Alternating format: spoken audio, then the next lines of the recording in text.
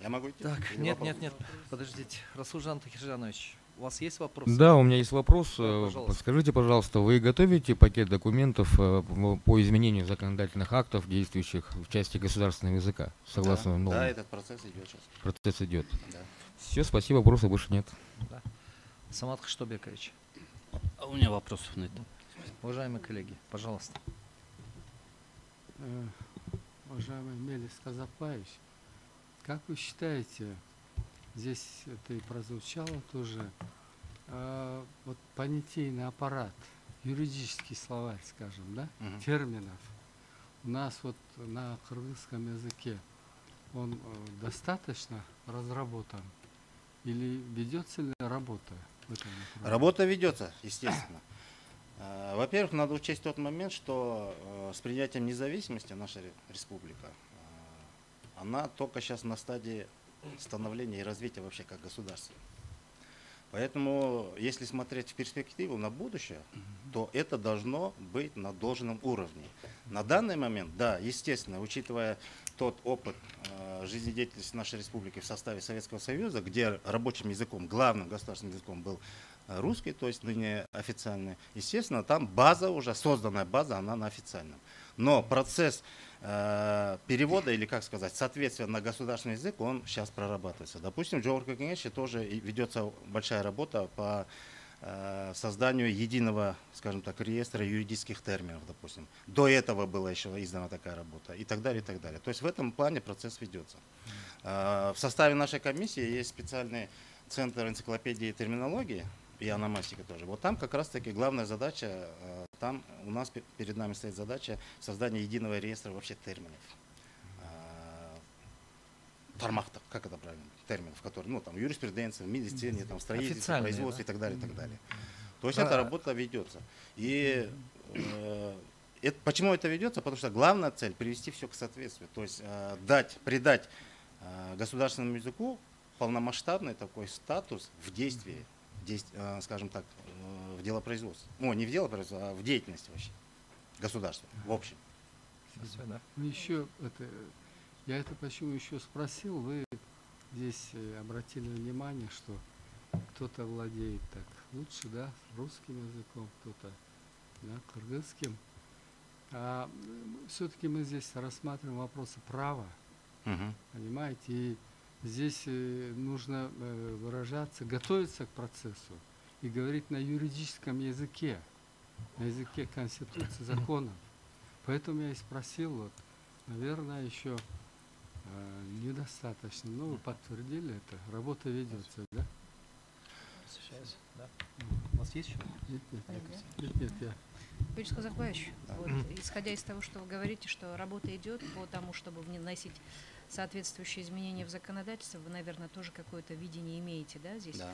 Вот 33-я статья Закона о госязыке говорит о том, что вот должны быть требования по уровню владения государственным языком. Совершенно верно. Вот. И здесь прям четко указывается, что требования могут быть не в этом законе, еще и в другом законе, да, Да. другими законами тоже. И здесь опять-таки применительно к нашему делу, да, какое у вас видение по отношению к адвокатам? Вот требование к языку будет с самого начала, когда они будут подавать на лицензию, или в процессе, скажем, осуществления своей деятельности? Как вы это видите, чтобы обязать все адвокаты, чтобы знали или владели государственным языком? Ну, во-первых, смотрите, есть там несколько категорий.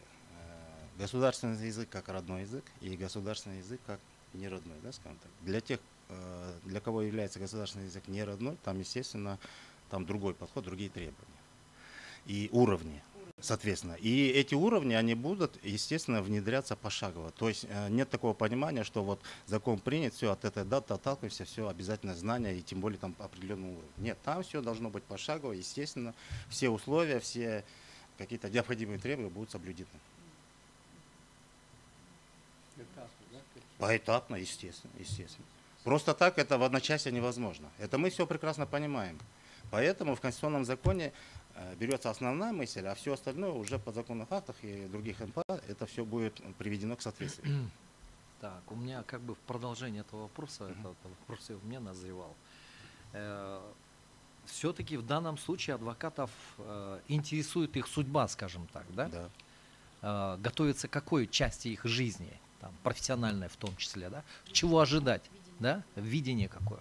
И здесь, смотрите, да, есть регионы у нас, да, где преобладает или в большинстве, в подавляющем большинстве и официальной части, в том числе судопроизводство и адвокатская деятельность осуществляется на государственном языке. Но мы не можем не сказать о том, отказываться от каких-то реалий, да, реалий. То есть тоже Бишкек, Чуйская долина, это тоже наш большой регион, который, в общем-то, включает в себя очень большое количество людей, которые и официальную часть своей жизни, своей деятельности ведут на официальном языке. Вот вы говорите насчет вот этапности, да, вот давайте исходить с точки зрения судьбы адвокатов. Есть адвокаты, которые обладают на сегодняшний день лицензиями. В каком этапе будет это происходить реально, да? То есть, внедряться требования по поводу знаний специальных уровней государственного языка, чтобы людям понятно было, да? Соответственно, да. У нас есть государственное учреждение Кыргызтест, мы все знаем. Там есть специальные уровни и, естественно, соответствующие требования каждому уровню. Начинается с уровня А1, А2 и так далее, и так далее. Не, вот давайте вот так, смотрите. Вот есть у человека лицензия. Когда он обязан, для того, чтобы не лишиться этой лицензии на адвокатскую деятельность. С момента, когда уже будут законы приведены, тогда с того момента они уже будут проходить этому какие мероприятия будут вообще, скажем, предшествовать? Скажем, необходимое, может быть, обучение, я не знаю, вот что-то, у вас какой-то вот периодичность какая-то вот тоже предполагается или не предполагается? Есть, мы это тоже чтобы учитываем. Это, вы поняли, да? Да, вот в составе Национальной комиссии по госязыку у нас есть еще центр, обучающий центр, образовательный центр, который ведет такую усиленную работу в данный момент. Вот, например, вот с момента принятия конституционного закона с прошлого года, да, у нас уже к нам обратились несколько государственных структур, министерств, ведомств, которые уже просто там, по согласованию они своих сотрудников отправляют в наш. Не отправляют, там есть несколько вариантов, либо у нас, либо у них на местах. Мы проводим специальные образовательные курсы по знанию госязыка. Эти курсы есть. Все согласовано.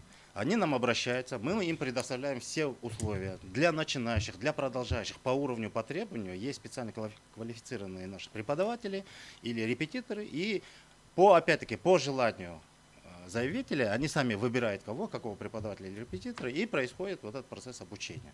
И по истечению процесса обучения они берут сертификаты, и дальше они уже продолжают работать. Это первое. Второе, у нас есть система Кыргызтест. Вот по итогам обучения они могут еще и пройти по системе Кыргызтест и утвердить свой уровень.